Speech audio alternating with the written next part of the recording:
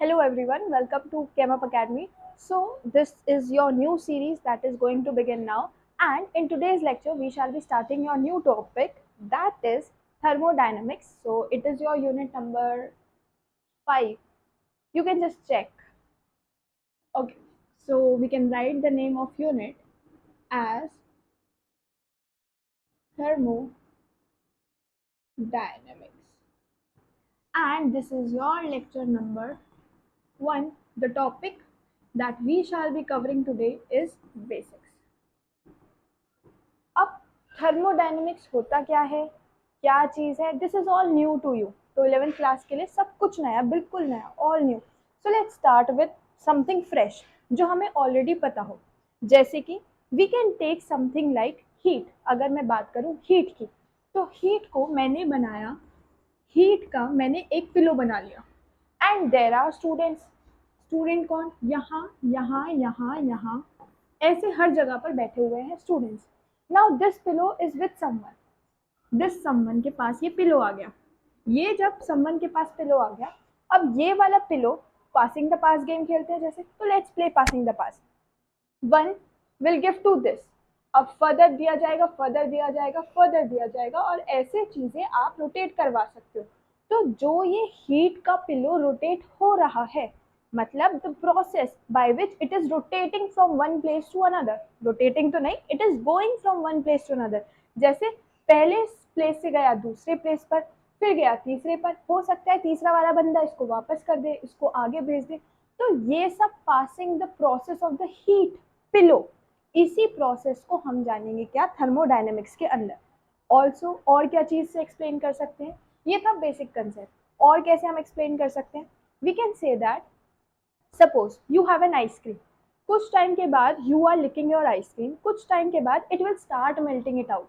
अब वो मेल्ट क्यों हो रही है, वाई इज इट हैपनिंग. आप बोलोगे बाहर गर्मी है, अंदर सर्दी है, आइसक्रीम थोड़ी ठंडी थी, बाहर गर्मी में ले आए तो वो मेल्ट होनी शुरू हो गई. ठीक है, आप बिल्कुल ठीक कह रहे हो. तो यहाँ से आपको नहीं लगता कि बाहर की गर्माई अंदर वाली ठंडाई को गर्म कर रही है, मतलब बाहर की वार्म आइसक्रीम के अंदर जाकर it is making it melt, ताकि वो नीचे उसका टेम्परेचर, उसका जो नीचे वाला टेम्परेचर था उसको राइज कर दे.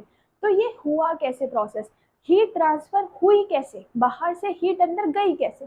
तो इन चीज़ों के बारे में अगर आप पढ़ोगे तो you will get to know कि हाँ, this is all thermodynamics.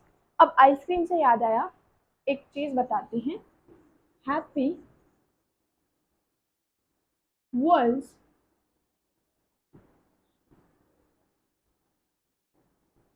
Ice cream day. पता नहीं आप लोग कौन सी खाते हो, जो भी खाते हो, क्रीम वाली खाते हो या क्रीम में वाले खाते हो, तो जो भी आप खाते हो, तो वर्ल्ड आइसक्रीम डे आप सभी को मुबारक हो. अभी जाओ जेप्टो पर और अपना ऑफर अवेल कर लो, because I guess they are offering something percentage discount, maximum discount on the ice cream.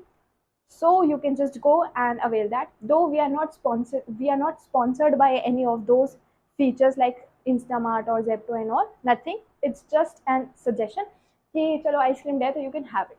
ठीक है, आइसक्रीम डे तो हटाते हैं. We have something else to discuss now, thermodynamics. तो अब थर्मोडायनेमिक्स में क्या होता है, हमने हीट का एग्जाम्पल देखा, आपने आइसक्रीम का एग्जाम्पल बताया. अब हम लेते हैं हॉट चॉकलेट कप. आपका जो हॉट चॉकलेट कप है, आपने उसको रखा थोड़ी देर के लिए, रखने के बाद, या फिर चाय ले लो, चाय रखी, दूध रखा, गर्म पानी रखा, थोड़ी देर के बाद वो क्या होता है, टेम्परेचर उसका कम कम कम, चाय रखी रखी ठंडी हो जाती है. वो आपने एक नेम पढ़ा होगा.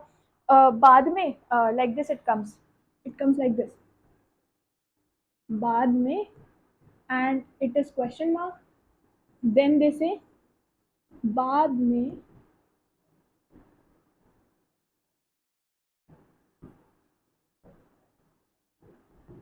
Like this certain things are there. ठीक है, तो वो बोलते हैं ना बाद में चाय ठंडी हो जाती है. अब ये चाय ठंडी क्यों हो रही है, वाई इज इट हैपनिंग. बाद में चाय ठंडी हो जाती है, या फिर बाद में हमारा दूध भी ठंडा हो जाता है. चाय नहीं, दूध के साथ साथ चाय, आप कह लो हॉट चॉकलेट के केक, या फिर खाना खाना भी ठंडा हो जाता है. तो ये सब चीज़ें ठंडी क्यों हो रही है, हम तो गर्म लेकर आए थे ना, तो इट शुड हैव रिमेन गर्म. अब हीट ट्रांसफर की वजह से ये सब कुछ हो रहा है. हीट ट्रांसफर हुई कैसे, वो हम पढ़ेंगे अपने थर्मोडायनेमिक्स में. तो इन एग्जाम्पल से आपको समझ में आ रहा होगा कि हाँ, हीट ट्रांसफर का कुछ सिस्टम हम पढ़ने वाले कि हीट ट्रांसफर होती कैसे है। एक और चीज, आप किसी हिली एरिया पे बैठे हो, supposedly you are sitting on hilly area like this, यहाँ पर आप बैठे हो, यहाँ पर बैठे बैठे आपको ख्याल आया क्यों ना हम एक बॉल ले आए और इस बॉल से खेलें। गलती से ये बॉल आपसे छूट गई। अब बॉल छूटी तो ग्रेविटेशनल फोर्सेस की वजह से बॉल को यहाँ रुक जाना चाहिए था, बॉल तो यहाँ नहीं रुक रही, बॉल तो जाती जा रही अपना मार्ग बनाते बनाते, और यहाँ है आपका पानी, दिस इज योर पानी। बॉल गिरते गिरते गिरते गिरते चली गई पानी के अंदर, this is your ball now. आप आराम से बैठे हुए थे, आपको लगा बॉल गिरेगी तो इट विल स्टॉप हियर, यहाँ रुक जाएगी। यहाँ क्यों रुकेगी? ग्रेविटेशनल फोर्स से, ऊपर से नीचे की चीज गिरेगी तो ग्रेविटेशनल फोर्स की वजह से रुक जाएगी, पर रुकी नहीं। अल्टीमेटली आपकी बॉल जहां रुकती है, दैट प्लेस इज दिस, यहाँ आपकी बॉल रुकी। तो आपको नहीं लग रहा कि यहाँ उसको कोई एनर्जी मिली होगी? हीट का मैटर नहीं है, यहाँ तो कोई ठंडा गर्म नहीं है, तो यहाँ उसको कोई सॉर्ट ऑफ एनर्जी मिली होगी ड्यू टू विच वो क्या स्लोप से भागी भागी भागी भागी आई और गिर गई पानी के अंदर। तो अगर हम इन सब का कोलैबोरेट करते हैं तो हम क्या कह सकते हैं? We can say that thermodynamics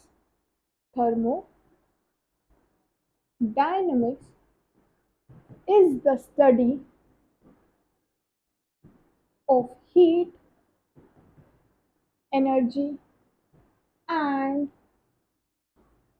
their changes. This is what we call thermodynamics. हमने हीट और एनर्जी का प्रोसेस ऑफ चेंजिंग देखना है कि एक फॉर्म से दूसरे फॉर्म में ट्रैवल कर रही है। हीट अभी थी, फिर हीट ट्रैवल कर गई, तो अगर हम इन चीज़ों के बारे में पढ़ते हैं तो इसको बोला जाता है थर्मोडायनेमिक्स। अब क्योंकि थर्मोडायनेमिक्स नया कंसेप्ट है तो इसके थोड़े थोड़े टर्म्स जो होंगे वो आपको नहीं पता, तो टर्म्स जानने के लिए we will start with a topic, namely terms. ये टर्म्स अगर हाँ आपने अभी जान लिए तो आपके लिए क्वेश्चन सॉल्व करना बहुत ज़्यादा आसान हो जाएगा। तो यहाँ पर आपकी पहली टर्म आती है सिस्टम, दूसरी टर्म आती है आपकी सराउंडिंग, और तीसरी टर्म आती है आपकी यूनिवर्स। एक और टर्म आती है जिसको हम नाम दे देते हैं क्या? बाउंड्री। अब ये क्या बनाए? यूनिवर्स, सिस्टम, ये तो नॉर्मल कैजुअल टर्म है, नहीं, थर्मोडायनेमिक्स में इनका थोड़ा डिफरेंट मीनिंग है। कैसा? सिस्टम का मतलब होता है जिस पर्टिकुलर चीज के बारे में आप बात कर रहे हो। जैसे we were talking about our chai, तो चाय एक सिस्टम हुई। चाय को छोड़कर बचा हुआ सारा एनवायरमेंट, आप कप ले लो, बाहर का एटमॉस्फेयर ले लो, सब कुछ वो आपका बन जाएगा सराउंडिंग। तो सिस्टम क्या चीज हुई? सिस्टम वो हुआ जिसके बारे में बात की जा रही है। वन, और आप कह सकते हो ऑब्जर्वेशंस बीइंग में, जहां पर आपने ऑब्जर्वेशन देख लिया। हम बोलते हैं ना बाद में चाय ठंडी हो जाएगी, तो we are talking in terms of chai only. Are we talking about cup? No, we are not. तो जो आपका कप हुआ वो क्या कहलाया जाएगा? सराउंडिंग। तो एवरीथिंग एवरीथिंग एक्सेप्ट सिस्टम, ये बना आपका सराउंडिंग। अब यूनिवर्स क्या हुआ? अगर आप सिस्टम और सराउंडिंग, अगर आप सिस्टम और सराउंडिंग दोनों को जोड़ते हो तो वो बनता है आपका आपका यूनिवर्स। फिर आती है बाउंड्री। चाय को कप से जो पर्टिकुलर लाइन सेपरेट कर रही होगी, इमेजिनरी भी हो सकती है, बनाई हुई भी हो सकती है, या फिर कुछ भी हो सकता है। मेरा कहने का मतलब है रिएक्टेंट को अगर बाहर के एटमॉस्फेयर से कोई चीज सेपरेट कर रही है तो उसको बोला जाता है boundary. As the name suggest, boundary मतलब रिएक्टेंट्स को एटमॉस्फेयर से, सराउंडिंग से जो चीज सेपरेट कर रही है उसको बोला जाता है बाउंड्री। अब ये बाउंड्री आपकी इमेजिनरी भी हो सकती है या रियलिस्टिक भी हो सकती है। तो these are the basic terms. Terms पढ़ने के बाद अब हम आते हैं अपने सिस्टम के ऊपर, क्योंकि हमने पहला टर्म पढ़ा अपना सिस्टम। तो मेरे हिसाब से मैं क्लासिफाई करती हूँ सिस्टम को into 3 types. One is my closed second is my open, and third is my isolated. क्या आपने कभी कोई ऐसा सिस्टम देखा है जहां पर क्या हो, मेरे पास कोई भी एक वेसल है, अब वो वेसल के अंदर मैंने डाला गर्म पानी, क्या होता है कि वेसल के अंदर एक छोटा सा होल है, अब उस होल से क्या हो रहा है, मेरा पानी भी बाहर जा रहा है, और क्योंकि वो मैंने ला करके वेसल को रख दिया ठंडे में, गर्म पानी था वेसल के अंदर, वेसल, इस वेसल के अंदर भरा हुआ है हॉट वाटर, और यहाँ पर इस वेसल के यहाँ पर है एक छोटा सा छेद, ठीक है, इस वेसल के यहाँ पर है छोटा सा छेद, तो आपको नहीं लग रहा यहाँ से पानी बाहर निकल सकता है, इस पानी को हम बोल देते हैं मैटर, और इस पानी का टेम्परेचर देख करके जो भी होगा उसके अंदर का जो सामान होगा हम उसको बोल देते हैं सॉर्ट ऑफ एनर्जी। हम ऐसे काम करेंगे, ऐसे काम करने के बाद हमने क्या डिसाइड करना है, we will decide on to something. यहाँ से आपको नहीं लग रहा है ये मैटर जा रहा है बाहर, तो मैटर एक्सचेंज पॉसिबल है, मैटर जा रहा है बाहर तो मैटर एक्सचेंज हो रहा है, कम अंदर बाहर, आप ऊपर से भी तो डाल सकते हो पानी, तो मैटर एक्सचेंज पॉसिबल है। क्या आपको नहीं लग रहा, क्योंकि ये खुले एटमॉस्फेयर में रखा हुआ है, तो बिकॉज ऑफ दैट खुला atmosphere the energy is also being exchange, मतलब ये था गर्म पानी, हॉट वाटर, अब बाहर आते आते आते आते कुछ टाइम रखा, ये हो जाएगा क्या, cold, just like your heart, ठीक है, जो लोग सब्सक्राइब नहीं करते फॉर देम, तो like this the things will happen. अब क्या हुआ, आपको दिख रहा है मैटर भी एक्सचेंज हो रहा है, एनर्जी भी एक्सचेंज हो रही है, तो जब ऐसे सिनेरियोज डेवलप हो जाए जहां पर आप मैटर और एनर्जी दोनों का एक्सचेंज करा दो, ऐसे सिनेरियोज को बोला जाता है क्या, ओपन सिस्टम। वहीं अगर हम क्लोज सिस्टम की बात करते हैं, तो क्लोज सिस्टम के अंदर मैंने अपना एक वेसल बनाया, उस वेसल के अंदर कोई फॉल्ट नहीं है, तो मैंने अपना वेसल के अंदर पानी भर दिया, गर्म पानी, पर एक इसको ऊपर से भी कवर कर दिया सो दैट मैं ऊपर से भी पानी ना डाल पाऊँ, मेरा पानी नहीं जा रहा, पानी की क्वांटिटी उतनी है, मतलब मैटर की क्वांटिटी इज फिक्स्ड, मैटर में कोई चेंज नहीं आ रही, पर हीट एनर्जी तो एक्सचेंज हो सकती है ना, बीच में रखा हुआ है, बाहर का एटमॉस्फेयर ठंडा है, आइसक्रीम मैंने कंटेनर के अंदर रख दी, आइसक्रीम मेल्ट होके रहेगी वहीं पर, मेल्ट तो होगी ना, लेकिन तो वही गर्म पानी ठंडा तो होगा ना, तो गर्म पानी ठंडा हो रहा है जिसकी वजह से हम कह रहे हैं कि एनर्जी में तो चेंज आ रहा है पर मैटर में चेंज नहीं आ रही, तो यहाँ पर जो चीज़ सेपरेट कर रही थी ओपन सिस्टम को सराउंडिंग से, जो चीज़ सेपरेट कर रही थी उसको हम बोल रहे थे बाउंड्री, और यहाँ की जो बाउंड्री थी आप बोलो इमेजिनरी बाउंड्री है, क्योंकि हम नहीं अंदाज़ा लगा पा रहे भाई कि कहाँ से सिस्टम शुरू है, कहाँ से आपका क्या शुरू है, हम नहीं लगा पा रहे अंदाज़ा। वेर एज अगर हम यहाँ की बात करें, हमने बाउंड्री प्रॉपर बनाई है, पर हमारी बाउंड्री में एक कमी रह गई, क्या, कि आपने इस बाउंड्री को बना दिया है कंडक्टिंग। कंडक्टिंग का मतलब है ये हीट अपने अंदर से अलाउ कर रहा है फ्लो करने के लिए, तो जो इंसान अपने अंदर से हीट अलाउ करता है या अंदर ले लेता है हीट को, उसको बोलते हैं कंडक्टिंग, हीट कंडक्टर। तो यहाँ पर जो बाउंड्री बनी वो क्या बनी, कंडक्टिंग बाउंड्री। सिमिलरली अगर हम बात करें आइसोलेटेड की, आइसोलेटेड की अगर हम बात करते हैं तो आपने देखे होंगे थर्मस, जो आप हिंदी में पढ़ते हो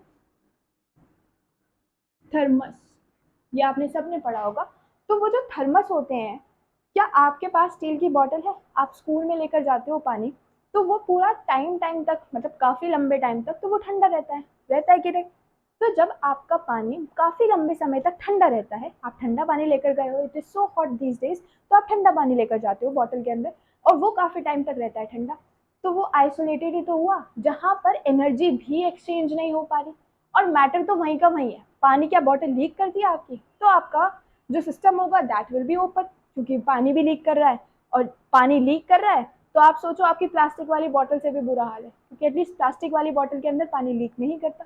तो आइसोलेटेड सिस्टम के अंदर जहाँ मैटर भी एक्सचेंज ना हो, एनर्जी भी एक्सचेंज ना हो, तो ऐसे सिस्टम्स को बोलते हैं मैटर, और यहाँ लिखो एनर्जी। आप कुछ एक्सचेंज नहीं कर पा रहे हो, तो जब कुछ एक्सचेंज नहीं हो पा रहा तो ऐसे सिस्टम्स को बोलते हैं आइसोलेटेड। आई होप आपको 3 सिस्टम समझ में आ गए होंगे, सिस्टम्स होता क्या है वो आपको समझ में आ गया होगा। इसी के साथ हम आगे चलते हैं। जब हम आगे बढ़े सिस्टम्स के बाद, हमारे पास कुछ आते हैं वेरिएबल्स,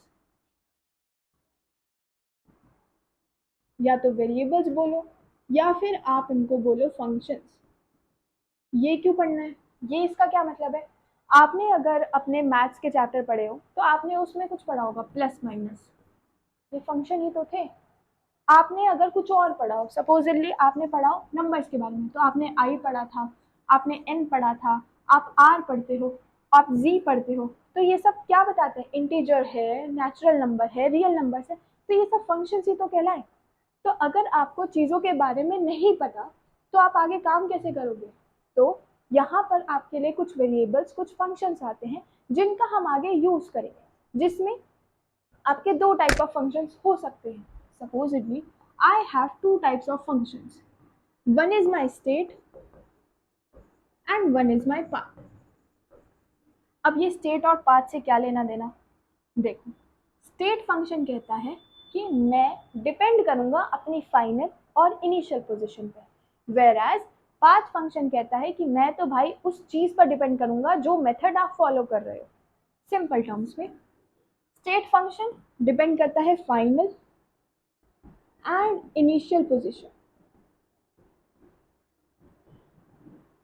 और ये कहता है मैं डिपेंड करता हूँ फाइनल इनिशियल पर नहीं, मेथडोलॉजी फॉलोड, जो आप मेथड मुझे फॉलो कर रहे हो, या फिर पाथ फॉलोड,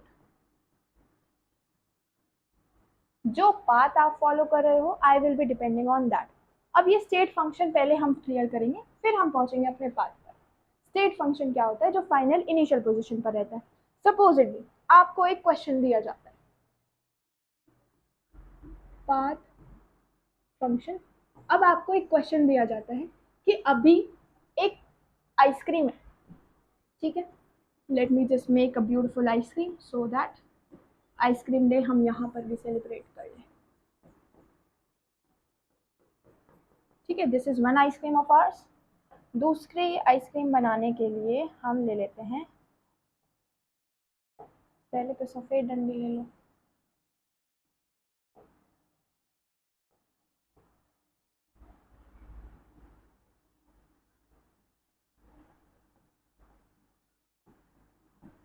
ठीक है, ये है आइसक्रीम वन, ये है आइसक्रीम टू। आइसक्रीम वन थोड़े टाइम पहले फ्रीजर से निकल गई थी, जिसकी वजह से उसका टेम्परेचर हो गया है से 10 डिग्री। सिमिलरली आइसक्रीम टू ये निकली है फ्रीजर से 5 मिनट पहले, 5 मिनट्स हुए हैं अभी इसको बाहर आए हुए, ये अभी भी उसी के अंदर है। तो ये जो आइसक्रीम टू है, हम कहते हैं इसको कह लो इसका टेम्परेचर है 3 डिग्री, होता नहीं है इतना कम तो, पर आप मान लो 3 डिग्री टेम्परेचर है, और ये इनसाइड है। अब आपके पास क्वेश्चन है क्या? सॉरी, आपसे पूछा जा रहा है कि अब अगर ये इनसाइड है, हम जानना चाहते हैं कि अगर हम इसको बाहर निकाल देते हैं, इस आइसक्रीम को फ्रीजर से बाहर निकाल देते हैं, बाहर निकालने के बाद बताओ 5 मिनट में इसका टेम्परेचर कितना हो जाएगा? ये आइसक्रीम सेम ही कंडीशन से आई है, अब इसको 5 मिनट के बाद निकाला, 5 मिनट के बाद निकालने पर हमें पता चला कि इसका टेम्परेचर तो 10 होने वाला है, क्योंकि सेम ही आइसक्रीम है, बिल्कुल सेम, सब कुछ सेम है। तो after 5 minutes its temperature will be changing to 10 degrees. Now the question is, what is the change in temperature? When we need to consider the change in temperature, we shall be taking the two different temperatures. पहला तो initial temperature कितने पर थी? 3 पर, और final temperature पहुंचा कितने पर? 10 पर। तो अगर हमें चेंज निकालना है तो we shall be doing final minus initial. Final minus initial करने पर हमें पता चला 10 - 3 that gives you 7 degrees. Are we following the path कि आपने इसको निकाला, निकालने के बाद you are keeping it in a beaker for some period of time, then in another tumbler for some period of time? No, we are just concern about the temperature. वो भी temperature कौन सा जो फाइनली वो reach कर गया, और दूसरा टेम्परेचर कौन सा जो उसका इनिशियल टेम्परेचर था। सिमिलरली हम बोल सकते हैं कि our temperature is a path function. Similarly अगर हम बात करें अपने वॉल्यूम के बारे में, तो my tumbler, this is my tumbler, and you must have solve these sort of questions in your maths, like cubic volume sort of questions होते हैं। तो in that this is my tumbler, इस tumbler के अंदर I say this has 100 ml of water. After a period of time I pour 10 milliliters of water inside. अब थोड़े time के बाद, no matter if I am pouring it via dropper, if I am pouring it via my spoon or something like that, I am just pouring 10. So what are we concerned about is total volume. Total volume becomes 100 plus 10, that gives us 110 ml. So are we concerning that कि आपने पानी spoon से डाला था, या फिर आपने सीधा भर के डाल दिया, या फिर आपने पानी ड्रॉप वाइज डाला? नहीं, हम तो सिर्फ अपनी इनिशियल वॉल्यूम और फाइनल वॉल्यूम से कंसिडर कर रहे हैं ना। So that is why we call temperature, pressure, volume, such sort of functions को बोला जाता है आपके पाथ फंक्शन, सॉरी ये मैंने क्या लिख दिया, ये तो ब्लंडर कर दिए थे हम, इनको बोले जाते हैं आपके स्टेट फंक्शंस। स्टेट फंक्शंस वो फंक्शंस जो आपकी इनिशियल और फाइनल पोजीशन पर ही डिपेंड करते हैं। सिमिलरली अब आपके पास पहली चीज आती है जो थर्मोडायनेमिक्स के बारे में इंपॉर्टेंट है, जिसको हम बोलते हैं क्या, इंटरनल एनर्जी। कोई भी object, taking me, taking pillow, taking pen, taking this board, कोई भी ऑब्जेक्ट, मैकेनिकल एनर्जी हो, काइनेटिक हो, पोटेंशियल हो, any sort of energy, heat हो, इलेक्ट्रिकल हो, कंडक्टिव हो, कोई भी सॉर्ट ऑफ एनर्जी, उसी एनर्जी को जो कि पोजेस्ड बाय द सिस्टम, उस एनर्जी को बोला जाता है इंटरनल एनर्जी। अब इंटरनल एनर्जी के बारे में जब हम बात करते हैं तो हम इसमें दो तरीके से बात कर सकते हैं। एक तो हम बात कर सकते हैं वर्क के टर्म्स में, एक हम बात कर सकते हैं हीट के टर्म्स में। वर्क और हीट के टर्म्स में बात करने का मतलब क्या होता है, सी वी हैव इंटरनल एनर्जी, इसको यूजुअली हम यू से रिप्रेजेंट करते हैं।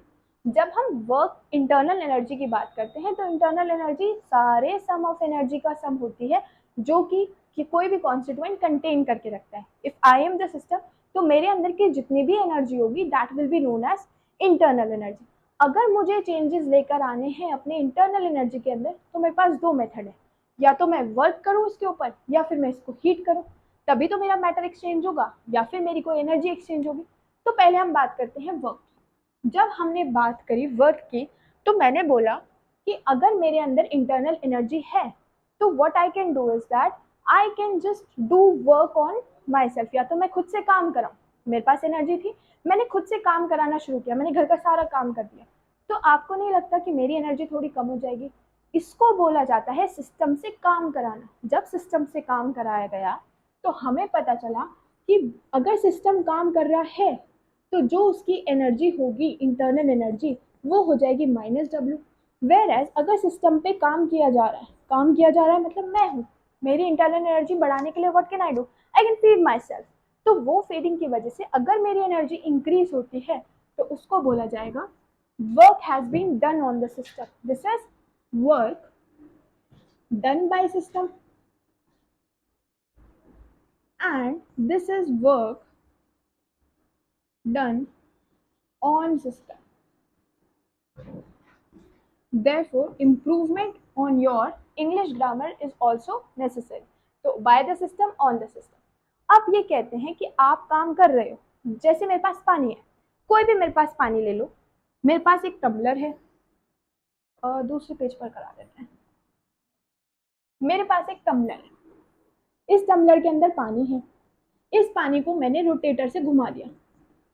इस पानी की एनर्जी थी सपोजिटली UA, टेम्परेचर था इसका TA, ठीक है। अगर हम इसके ऊपर काम करते हैं WA, काम करने के बाद ये बना दूसरा, घुमाने के बाद या तो मैंने इलेक्ट्रिकल से घुमाया या फिर मैं क्या बोलूँ, मैंने घुमा दिया, घुमाने के बाद मैंने घुमा दिया सपोजिटली अपने मैकेनिकल से। ये थी मैकेनिकल जर्नी जैसे आप हाथों से करते हो, और ये थी इलेक्ट्रिकल जो आप आजकल करते हो, ठीक है। तो सेम चीज होगी क्या, UB TB और डब्ल्यू बी, ये दोनों काम कर सकते हो, आप कोई भी काम कर सकते हो, और लगा दो इसके बीच में, इन दोनों में से आपने कोई भी काम किया, काम करने के बाद आपको एक मिला टम्बलर, ये पूरा काम हो गया तो आपको चर्न्ड वाटर मिल गया। चर्न्ड वाटर, लस्सी बनाते हो जैसे, तो वैसे पानी की लस्सी बना दी आपने। लस्सी बनाने के बाद आपको जो इंटरनल एनर्जी मिली वो थी सी, टेम्परेचर जो आपको मिला टीसी, और वर्क डन हुआ डब्ल्यू सी। अब ये इसका मतलब क्या हुआ, अगर मैं जानना चाहती हूँ कि मेरी इंटरनल एनर्जी स्टेट फंक्शन है कि पाथ फंक्शन है, तो मैंने क्या करना है, मैंने सपोजिटली हम ये वाला केस कंसिडर कर लेते हैं, आप मैकेनिकल से करवाना चाहते हो, आपके हाथों में ज़्यादा पावर है तो आप मैकेनिकल से करवा लो, मेरे पास इलेक्ट्रिसिटी ज़्यादा है तो मैं इलेक्ट्रिकल से करवा लेती हूँ। तो ये कराने के बाद अगर मेरे पास यू ए निकल के आया और यहाँ पर मेरे पास निकल के आया यू सी, तो मैंने लिया डेल्टा यू, डेल्टा यू बना आपका you see minus U A, मतलब कि फाइनल माइनस इनिशियल। दोनों को अगर देखा गया तो पाया गया क्या, कि अगर मेरा टेम्परेचर चेंज देखा जाएगा तो ये तो टेम्परेचर चेंज के बराबर आ रहा है, मतलब जितना टेम्परेचर में चेंज आया है, जितना भी टेम्परेचर में चेंज आया है, वो कब आ पाया, वो तब आया जब आपने इसके ऊपर कोई काम किया। काम करने से क्या हुआ, आपकी जो इंटरनल एनर्जी थी वो चेंज हुई। इंटरनल एनर्जी चेंज होने का मतलब है work has been done. Work अगर डन हुआ है तो ये पॉजिटिव नेगेटिव हो सकता है, तो आपको पता चल जाएगा कि वेदर इट इज पॉजिटिव तो सिस्टम के ऊपर काम हुआ है, वरना सिस्टम के थ्रू काम किया गया है। तो उससे आपको क्या पता चला कि जो आपकी इंटरनल एनर्जी है, इंटरनल एनर्जी के अंदर जितने भी चेंजेस हो पाए हैं, that is corresponding to the change in the work done, क्योंकि टेम्परेचर के अंदर चेंज आ गया मतलब अल्टीमेटली काम तो हो गया हमारा। अब काम हो गया तो वो किसके कॉरस्पॉन्डिंग है, तो हम इस पर्टिकुलर चीज को रिपीट करके लिख सकते हैं क्या, W adiabatic is equals to delta U. अब मैंने W एडियाबैटिक क्यों लिखा, क्योंकि व्हेन आई वाज चर्निंग तो मैंने यहाँ पर अपनी जो वॉल्स ली थी वो थी एडियाबैटिक वॉल्स, मतलब यहाँ से हीट लॉस होने का मतलब ही पैदा नहीं होता। मैंने ऐसी वॉल खड़ी कर दी that heat loss won't be allowed, due to which what has happened is heat loss नहीं होगा। तो ऐसे चेंजेस को जब आप हीट लॉस नहीं करवाते, या फिर आप कह लो कि क्यू में, क्यू होती है आपकी हीट, हीट के अंदर नो चेंज हो, तो ऐसे प्रोसेस को आप बोलते हो एडियाबैटिक। और वर्क डन ऐसे केसेस में बोला जाएगा एडियाबैटिक वर्क, या फिर अगर आपने बाउंड्री लगाई है तो that will be adiabatic boundary. तो adiabatic term you will have to remember, जहाँ पर क्यू में चेंज नहीं होगा, हीट में चेंज नहीं होगा, तो दैट विल रिमेन जीरो। ठीक है, फिर वहीं पर अगर हम बात करें अपने हीट की, अब हम क्या कर रहे हैं, नाउ वी आर अलाउइंग कि हीट हो जाए, हमारा जो सिस्टम है उसके अंदर हम हीट के अंदर चेंजेस कर सकते हैं। यहाँ हमने नहीं किया था बट यहाँ हम कर देते हैं। अगर आपके हीट के अंदर चेंजेस हुए तो हम क्या कर सकते हैं, हमारा जो डेल्टा यू आएगा वो किसके बराबर होगा, जितना भी हीट के अंदर चेंजेस होगा उसके बराबर होगा। अब मैंने क्या किया था, इंटरनल एनर्जी के ऊपर एक बार काम किया तब मेरे पास मैटर में चेंज आ गया, या फिर मैंने हीट लॉस किया तब मेरे पास एनर्जी में चेंज आ गया। ऐसा भी तो हो सकता है कि आप हीट और वर्क दोनों चेंज करा दो। अगर आप हीट और वर्क, अगर आप हीट प्लस वर्क दोनों ही चेंज करा देते हो, तो ऐसे सिस्टम्स में हम बोलते हैं हमारा जो डेल्टा यू है वो वर्क जितना, वर्क और क्यू दोनों के हिसाब से जितने भी चेंजेस आएंगे उसके हिसाब से इंटरनल एनर्जी के ऊपर फर्क पड़ेगा। और हम इसी हम इसी पर्टिकुलर चीज को नाम दे देते हैं क्या, इसी पर्टिकुलर चीज को हम नाम दे देते हैं अपना फर्स्ट लॉ ऑफ थर्मोडायनेमिक्स। ये है फर्स्ट लॉ जो कहता है क्या, कि अगर आपके पास कोई भी आइसोलेटेड सिस्टम है तो आइसोलेटेड सिस्टम के अंदर इंटरनल एनर्जी के या फिर एनर्जी के जितने भी चेंजेस हो रहे हैं दे विल बी कांस्टेंट। तो आपको लिखना है आइसोलेटेड सिस्टम के चेंजेस आर कांस्टेंट। और ये बेस्ड है अपना प्रिंसिपल, पुराना प्रिंसिपल जो कहता है क्या, law of conservation of energy के ऊपर। तो ये पूरी चीज आपकी बेस्ड है law of conservation of energy. This whole thing is based upon that. So this is how we will conclude our today's class on this particular topic, जो कि है आपका first law of thermodynamics. Sometimes it is asked in examination. Most of the time second law, third law के ऊपर questions आते हैं. That we shall be continuing in the next class. Till then, stay blessed and keep watching.